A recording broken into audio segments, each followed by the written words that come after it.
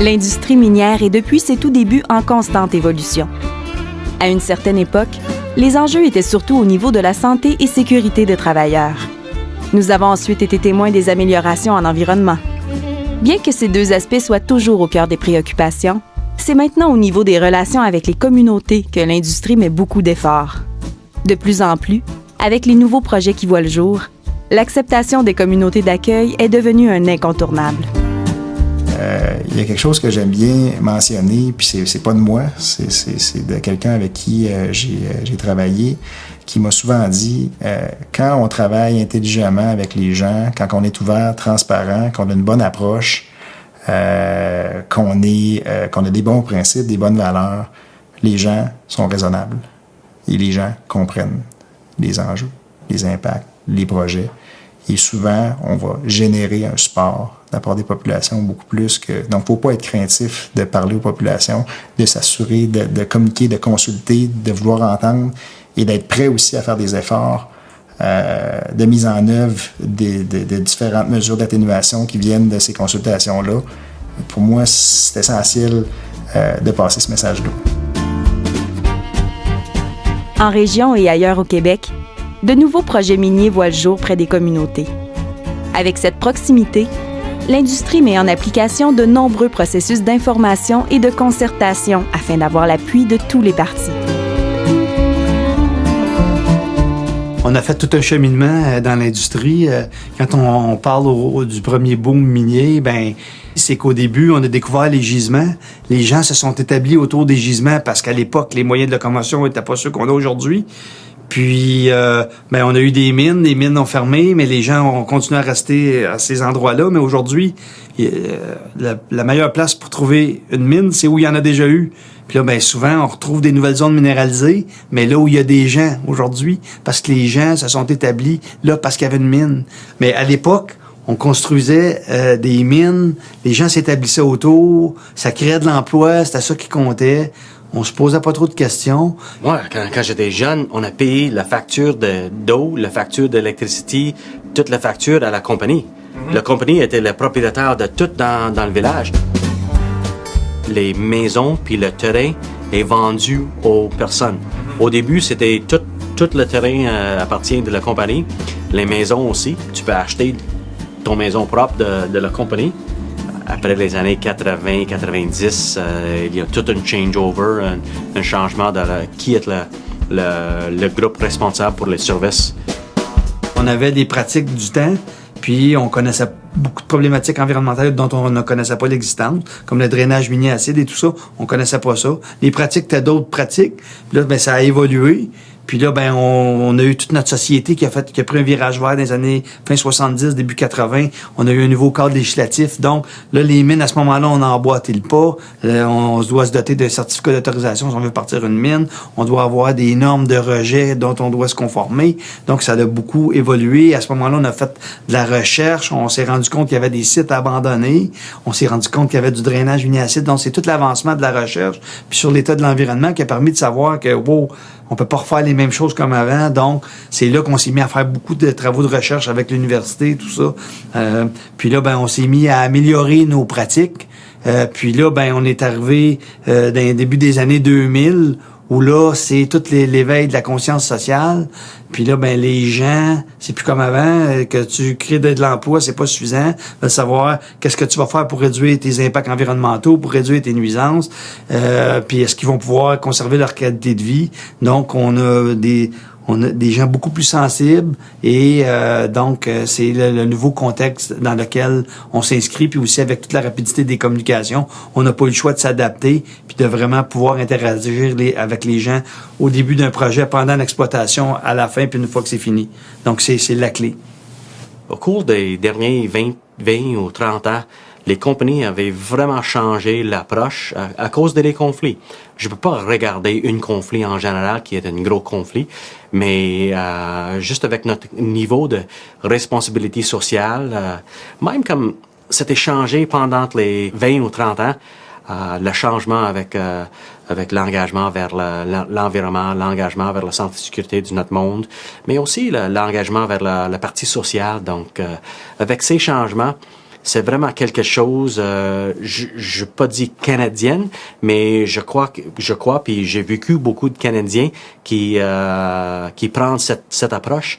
Peu importe dans le place dans le monde, on fait l'exploration ou l'exploitation, avec cet engagement social, puis la consultation avec les personnes autour d'un projet minier, je crois fortement que les compagnies minières avaient engagé plus dans une façon sociale, puis avoir plus d'acceptabilité aujourd'hui avec les projets. Ça veut dire pas que tous les projets sont acceptables. La compagnie devrait, dans un certain moment, faire la balance entre c'est quoi la valeur pour la compagnie ou c'est quoi la valeur pour le parti social, puis devenu avec un accord. L'engagement social d'une compagnie fait souvent une grande différence dans l'acceptation d'une communauté face aux projets qui pourraient avoir un impact sur celle-ci. Mais au-delà de cette acceptabilité, une compagnie qui veut concrétiser un projet d'exploitation doit aussi passer par un long processus d'obtention de permis. Ce qu'on appelle, dans le jargon, là, au niveau technique, on appelle ça le permitting. Donc, l'obtention des différents permis environnementaux. Donc, le processus, quand on a un projet en main, qu'on sait qu'on va aller de l'avant ou on va aller vers un projet dont on sait que le gisement est défini, on veut développer une mine. Donc, il faut avoir une étude de faisabilité donc qui est réalisée, où on connaît très bien, on a très bien ficelé les détails techniques d'un projet. Une fois qu'on a cette étude de faisabilité-là qui est réalisée et qu'on veut démarrer le processus d'obtention des permis environnementaux, ce qu'on fait, c'est qu'on dépose un avis de projet au ministère où on dit « voici le projet », qui décrit sommairement le projet, un document d'une 50aine de pages qui dit voici là, tel gisement, telle approche, telle façon de faire. Le ministère, à ce moment-là, va nous émettre des directives pour réaliser une évaluation environnementale, ce qu'on appelle l'étude d'impact. Donc, le promoteur va réaliser une étude d'impact et il va déposer cette étude d'impact-là au ministère. Entre le moment où l'étude est déposée et où elle est acceptée, il y a un énorme niveau d'interaction entre le promoteur et le ministère. Donc, le ministère va regarder le document, va regarder les lacunes, s'il y a des lacunes au document, va poser des questions au promoteur. Une première série de questions. Avez-vous fait ça? Avez-vous regardé ça? Qu'est-ce que vous pensez faire? Avez-vous des mesures spécifiques pour tel type d'enjeu que vous allez générer? L'effort qui est mis par le gouvernement pour s'assurer que les projets soient bien encadrés, c'est majeur. C'est plusieurs années. On parle dans le cas du Mont, on parle de 3 ans et demi qui se sont passés. Donc, en ce moment, entre les deux, il y a eu question, échange, optimisation du projet pour s'assurer de couvrir l'ensemble des facteurs. Lorsque le ministère, lui, dit « OK, parfait, votre étude d'impact est recevable, elle est complète, on a un bon document en main », à ce moment-là, on déclenche dans le Québec méridional, donc pas dans le nord du Québec, mais en Abitibi puis au sud, le processus qu'on appelle du BAP, du Bureau d'audience publique sur l'environnement. Donc ça, le BAP, dans le fond, c'est un processus qui se fait en parallèle avec l'évaluation environnementale qui est faite par le ministère. Le BAP sont indépendants du ministère de l'Environnement et eux vont refaire un examen du projet et surtout en abordant les enjeux sociaux et socio-économiques. Donc, le BAP, c'est vraiment le moment où le gouvernement va consulter la population qui est touchée par le projet sur le projet. Et il va émettre un rapport au ministre. Donc, souvent, ce qu'on va avoir, c'est justement un moment où le promoteur va être mis devant une commission avec des citoyens qui peuvent poser des questions directement soit au promoteur, soit au commissaire, ou soit aux différents ministères, municipalités, entités qui sont concernées pour avoir des réponses à leurs questions par rapport à un projet. Le ministre de l'Environnement, lui, pour émettre un décret ou une autorisation à un projet, va avoir 2 outils à sa disposition. Le rapport du ministère de l'Environnement, ainsi qui est plus technique au niveau des aspects environnementaux et sociaux, et le rapport du BAP, qui est plus une lecture de la perception citoyenne des projets et des enjeux, surtout sociaux et socio-environnementaux, qui va lui permettre de prendre une décision par rapport aux autorisations d'un projet minier. L'acceptabilité sociale est un enjeu majeur dans les projets miniers d'aujourd'hui. Plusieurs le diront, il est de moins en moins envisageable d'implanter un projet minier près d'une communauté sans avoir l'accord de celle-ci.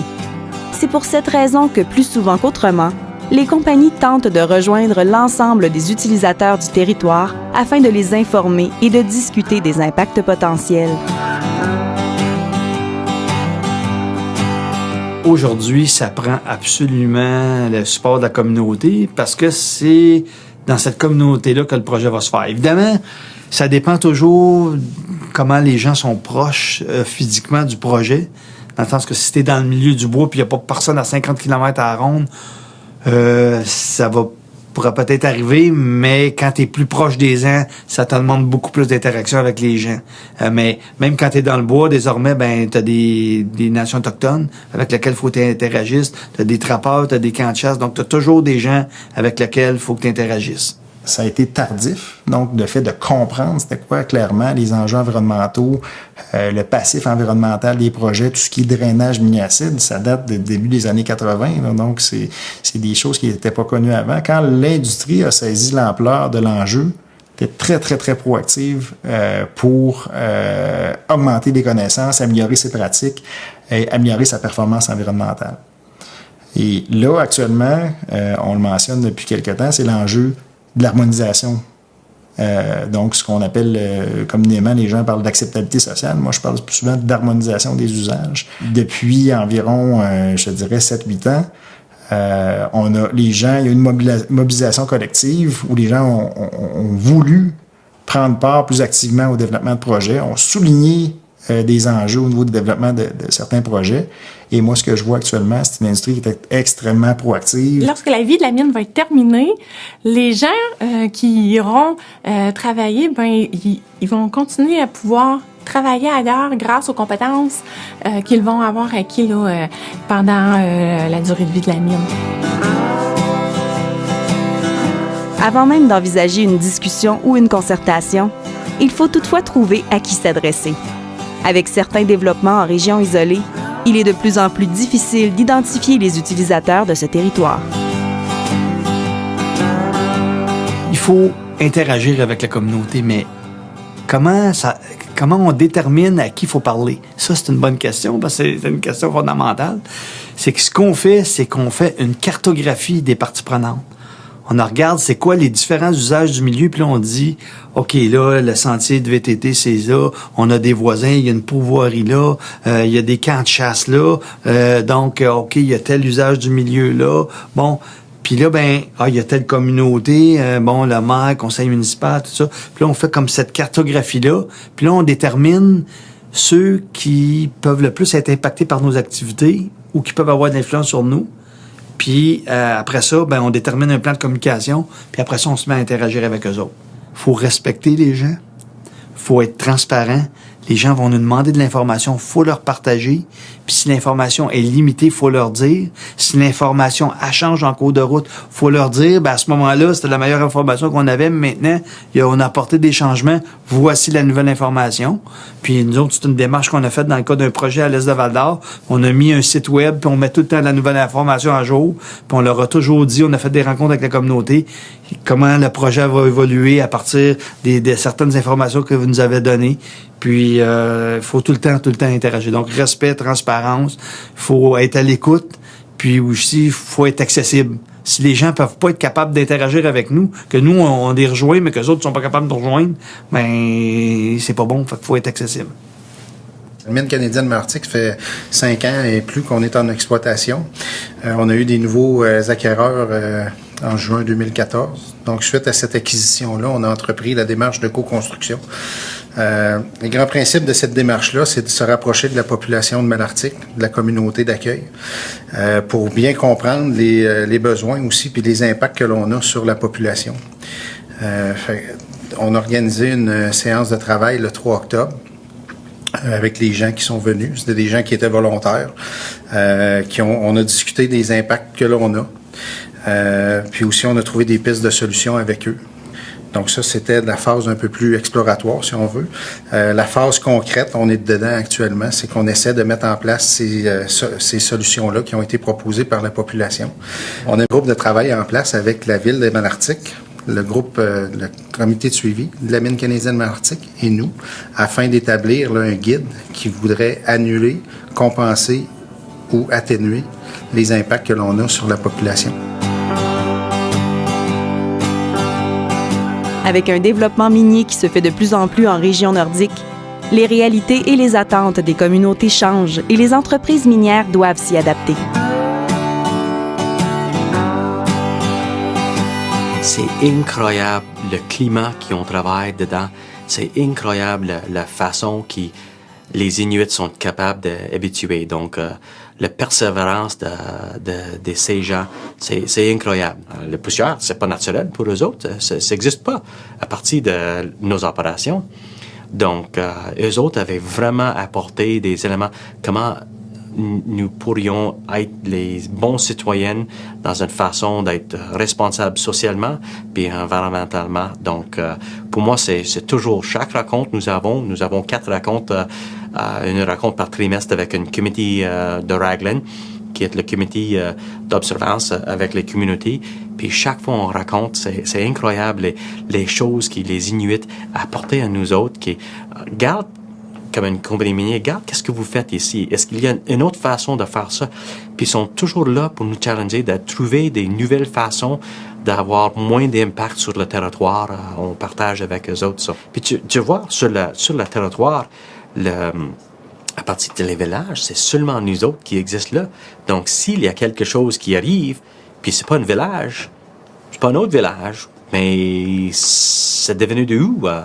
Le plupart du temps, les impacts, c'est devenu de nous autres. Puis, avec l'entente Raglan, on a essayé de capturer tous les impacts, mais avec notre deuxième projet, le projet Sivumut, nous avons lancé la consultation, mais avec ce projet-là, on était en train de refaire une consultation avec les communautés, puis on continue d'apprendre c'est quoi nos autres impacts. Donc, c'est bon bien dire, nous avons fait une consultation, ça fait déjà 20 ans, avec l'entente Raglan, mais on est en train de faire une nouvelle consultation pour tous les impacts après 20 ans, puis d'avoir une prévision, c'est quoi les prochains impacts qu'on va avoir avec les communautés. Donc, qu'est-ce que ça va changer dans les derniers 20 ans, puis qu'est-ce qui va changer dans les prochaines 20 ans. Alors que l'industrie tente de prévoir à long terme les impacts d'un projet en cours, elle est aussi très proactive avant même qu'un projet voie le jour, afin d'informer et de consulter la population sur les impacts possibles. Il y a différents niveaux d'interaction. On peut communiquer, mais on peut aussi consulter. Donc, c'est pas la même chose. Informer et consulter. Donc, à quel moment on commence à parler aux gens? À partir du moment qu'il y a un impact réel. Maintenant, il y a des mécanismes qui sont en place, qui sont mis en place par le gouvernement au niveau de la loi sur les mines. Maintenant, on prend un claim et on doit avertir la municipalité et les propriétaires concernés s'il y a lieu de la prise de possession de ces claims-là. Par la suite, s'il y a des travaux d'exploration qui sont effectués sur ces travaux-là, on doit les aviser. Donc, on leur dit, c'est quand on va faire les travaux d'exploration, quel genre de travail qu'on va faire. Donc, dans ce cas-ci, c'est des foreuses. Bon, ça va durer combien de temps? Puis, qui peuvent-ils appeler s'ils ont des questions, des commentaires ou des observations? Parce que c'est important. Il faut qu'ils sachent à qui parler. Puis ça, je pense, c'est la clé de bien commencer. Puis de toujours les tenir au courant après de l'avancement des travaux. Et puis là, la question qui vient toujours, il va-t-il avoir une mine? Fait que là, on leur dit où on en est. On ne sait pas, on le sait, ou on est en train d'étudier ça. Mais chose certaine, c'est que l'avantage qu'on peut avoir aussi, c'est quand on ne sait pas tout à fait encore, mais que ça commence à sentir bon, on va leur demander c'est quoi leur préoccupation. Parce que souvent, tout ce qu'on peut leur dire, c'est s'il y a une mine, elle va être soit souterraine ou à ciel ouvert, puis ça va être utilisé ailleurs ou usiner sur le site. Donc, à ce moment-là, on est déjà capable de dégager des premières préoccupations. Puis c'est ce qu'il faut faire. Puis c'est ce qu'on a fait dans le cadre d'un projet à l'est de Val-d'Or, à Casaba, où avant même de foirer, on a communiqué avec les voisins. On avait identifié les plus proches voisins. On avait avisé la ville, on a avisé différentes parties prenantes comme ça. Puis après ça, on les a tenus au courant du dossier, mais on a voulu les rencontrer au moment où on est en train de faire la conception du projet pour avoir leurs préoccupations. Puis ça nous a permis d'améliorer le projet. Il est reconnu qu'un projet minier peut avoir quelques impacts négatifs sur une communauté à proximité. Mais ce même projet a aussi souvent des impacts positifs sur cette même communauté. Les répercussions peuvent être la création d'emplois, des retombées directes dans la communauté, mais peuvent aussi répondre à certains besoins, notamment au niveau de la formation. Pédagogiquement, il y a toutes sortes de façons de transmettre des savoirs et surtout des compétences. Et on sait que les personnes qui sont issues des premiers peuples sont très habiles au niveau des métiers. Alors, au niveau de leurs mains, au niveau de leur capacité d'observation et d'analyse d'une situation. Donc, les métiers, ça s'enseigne de quelque façon, dépendamment des équipements nécessaires à la formation. Donc, si on parle d'un cours de soudure, par exemple, ben là, à ce moment-là, c'est facile d'amener les équipements et de transformer un hangar ou un garage en lieu de formation pour accueillir un groupe. Là, au niveau, par exemple, de la mécanique, là, à ce moment-là, déménager un atelier mécanique, ça va être un petit peu plus difficile. Alors là, il y a d'autres modèles, il y a d'autres façons. Donc, ces étudiants-là, souvent, qui ont un emploi de premier dans le cadre d'une entente sur les avantages et les répercussions, sont alors à ce moment-là comme présélectionnés et seront formés en groupe. Ils vont venir dans un centre de formation professionnelle qui est localisé un peu plus au sud. Ça va être intensif. Souvent, leur stage va avoir lieu de retour dans leur communauté. Donc ça, c'est une façon de procéder aussi. D'autres façons aussi qui sont à explorer dans les prochaines années, là, c'est sur le point de se réaliser, entre autres, la formation en traitement du minerai qui va pouvoir être offerte dans des unités mobiles. Donc, c'est-à-dire que ce sont des conteneurs, on parle de 4 conteneurs dans lesquels il y a une micro-usine de traitement de minerais. Et ces conteneurs-là vont pouvoir être déplacés soit d'une communauté à l'autre ou d'une industrie minière, d'une compagnie minière, d'un site minier à l'autre. Et à ce moment-là, ça va être possible d'accueillir 12 étudiants en même temps avec les formateurs pour apprendre le métier là, d'opérateur de machines de traitement de minerais. Donc là, ça, c'est quelque chose, pédagogiquement parlant, qui est sur le point d'être, d'ici là, les prochains mois, là, on devrait voir cette caravane se déployer là, sur le territoire du Nord. The Raglan Agreement has really addressed a large number of potential negative impacts from mining operations within the area, but it was also negotiated to provide a substantial amount of positive impact as a result of our company working within that area. It foresaw elements of training to ensure that there was a considerable amount of training and efforts put into ensure that local populations the local Inuit population had access and equal access, if not better access to employment and training. One of the things that is lacking in many, and that's not unique to just Inuit or Aboriginal communities, but in many northern communities, whether they're Aboriginal or non-Aboriginal, there is definitely a distinctive difference in the access to education and the availability for education, and particularly post-secondary education. When we talk about the other benefits, there are a significant number of other benefits that come out of it. That training creates jobs. The jobs then create wealth, and that wealth goes home to the communities. And that's one of the principal economic drivers or benefit drivers that go back to the communities. And you can see that there's a positive impact, whether they're investment into small businesses within the local communities to create a sense of entrepreneurial, or not even just creating that sense, but to foster that growth of entrepreneurial growth for new businesses within the communities. Those are other elements that we hope that will continue to last well beyond the life of the mine. Lastly, there's profit sharing and revenue sharing, but the profit sharing and the revenue sharing, that all comes out at the end. That's sort of the last thing that comes out in terms of the economic benefits, and that's a direct transfer of wealth as a result of the revenues that are, or a result of the profits that are generated by the company.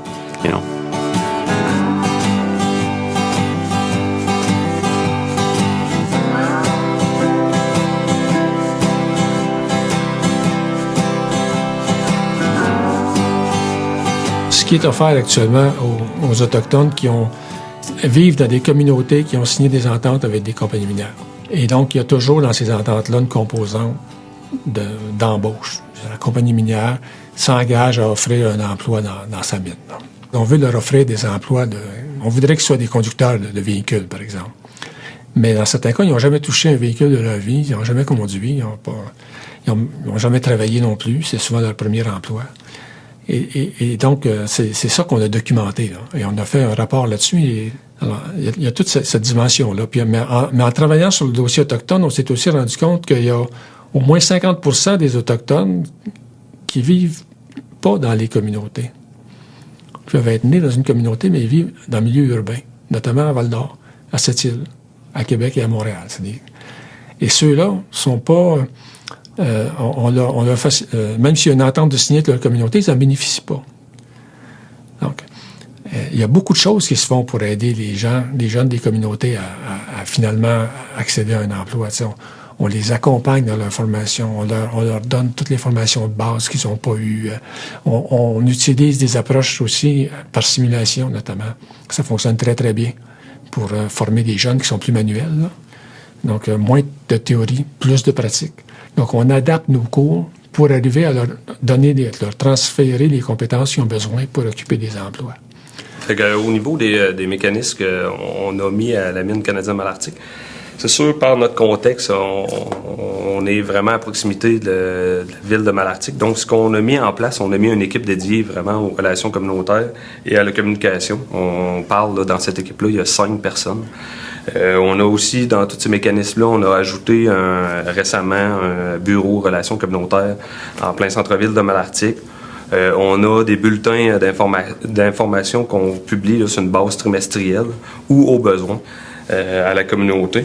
Et puis, à l'automne dernier, à l'automne 2015, on a mis un site web au niveau des relations communautaires. Et puis, sur ce site web-là, entre autres, on retrouve là, nos données de sauvetage en temps presque réel. Tous les projets que je connais, qui sont en développement avancé, ont tous mis en place des processus adaptés à leur milieu, qui, en général, ont des relativement bons taux de réussite où, finalement, ils réussissent à développer leur projet en collaboration avec les communautés locales et les parties prenantes. Donc, ces bons exemples-là, on va en avoir de plus en plus. Ce qu'on sait actuellement, c'est que les gens attendent le projet, veulent voir ce projet-là se développer, ont adopté le projet, donc se consentaient vers la fin des travaux de consultation qu'on a avec ces gens-là, c'est que les gens avaient adopté le projet, c'était rendu leur projet, parce qu'ils avaient travaillé à la mise en œuvre de ce projet-là. On consulte les gens, donc c'est leur projet, autant que le nôtre.